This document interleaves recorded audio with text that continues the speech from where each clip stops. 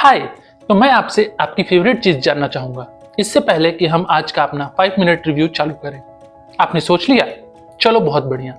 तो जो हमारा आज का हीरो है उसकी फेवरेट चीज है साइकिल, और वो साइकिल एक्चुअली उसकी नहीं है। लगाना झटका स्टोरी का कोर सुन के। So without further ado, let me welcome you. I am Abhishek Singh और आप देख रहे हैं 5 मिनट रिव्यू, जहां हम रिव्यू करते हैं फिल्म्स, बुक्स, वेब सीरीज और हर वो चीज जिससे आपकी लाइफ पर कुछ ना कुछ इम्पैक्ट पड़ता है।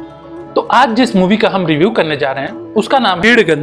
पता नहीं मेरा तमिल प्रोनाउंसिएशन कितना एप्ट है, पर ये मूवी बहुत ही ज्यादा एप्ट है उन लोगों के लिए जो नॉस्टैल्जिया से लगाव रखते हैं। इस कहानी के मेन कैरेक्टर है अरुल और उसका एक चाहने वाला। चाहने वाले से आप लवर मत समझ लेना, इंग्लिश में बोलते हैं ना someone you are fond of, so that guy is fond of Arul. तो कहानी की शुरुआत होती है अरुल से, जिसे अपना होम टाउन तंजावुर छोड़कर चेन्नई जाना पड़ता है फैमिली डिस्प्यूट की वजह से। कट टू 22 इयर्स लेटर, और उसे वापस तंजावुर जाना है क्योंकि उसकी एक प्यारी कजन भुवनेश्वरी की शादी हो रही है और उसने अरुल को इनवाइट किया है। अरुल ये इनविटेशन ठुकरा नहीं सकता, इसीलिए वो चेन्नई जाने के लिए तैयार हो जाता है। चेन्नई से तंजावुर जाने के लिए अरुल लेता है ट्रेन, और फिर तंजावुर से नीडामंगला, जहाँ पे उसकी बहन की शादी हो रही होती है, वहां जाने के लिए वो लेता है एक बस।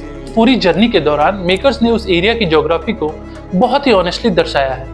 दरअसल नीडामंगला एक कॉलोनियल टाउन है, मतलब अंग्रेजों के जमाने का। अंग्रेजों ने बनाया और वो वैसा का वैसा ही रह गया।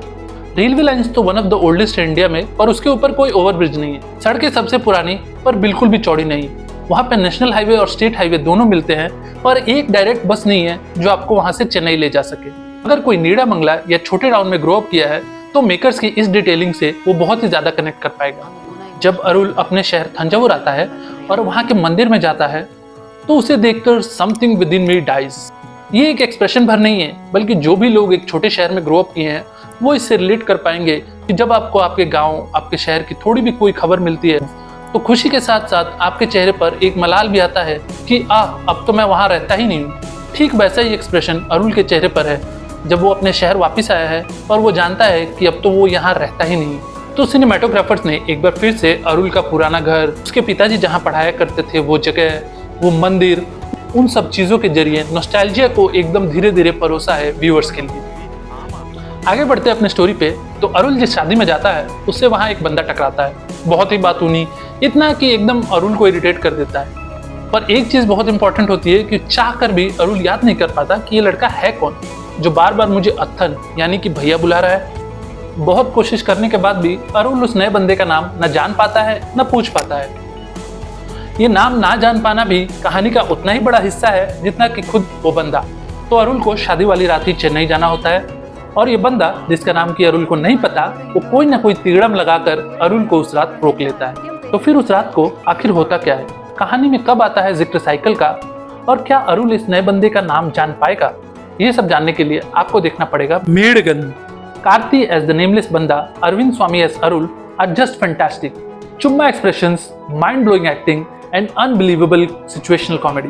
और डायरेक्टर और सिनेमेटोग्राफर की बात तो हमने तंजावुर और नीडामंगला की पिक्चराइजेशन के दौरान कर ही ली है, पर यहाँ एक और चीज का जिक्र करना बहुत ही जरूरी है, धोनी। अरे वो सीएसके और इंडियन टीम वाले लेजेंड नहीं, बल्कि कार्तिक का बैल जिसका नाम है धोनी, और जो जलीकट्टू का बादशाह है। जो धोनी का इंट्रोडक्शन सीन है और जो जलीकट्टू वाले सीन्स हैं, अगर उसको आप देखेंगे तो एज अ सिनेमा लवर मजबूर हो जाएंगे खड़े होकर ताली बजाने के लिए।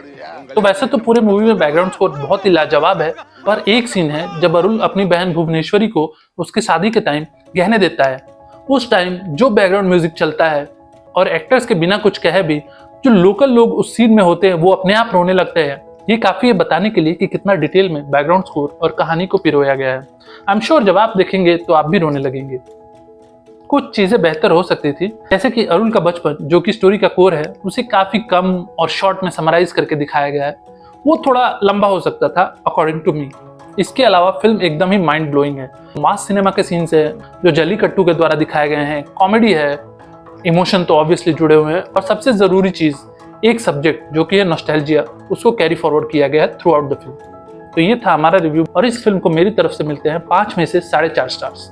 Thank you for watching. अगर आपको ये वीडियो अच्छा लगा है, वीडियो को लाइक कीजिए, चैनल को सब्सक्राइब कीजिए और इसे अपने दोस्तों में शेयर कीजिए।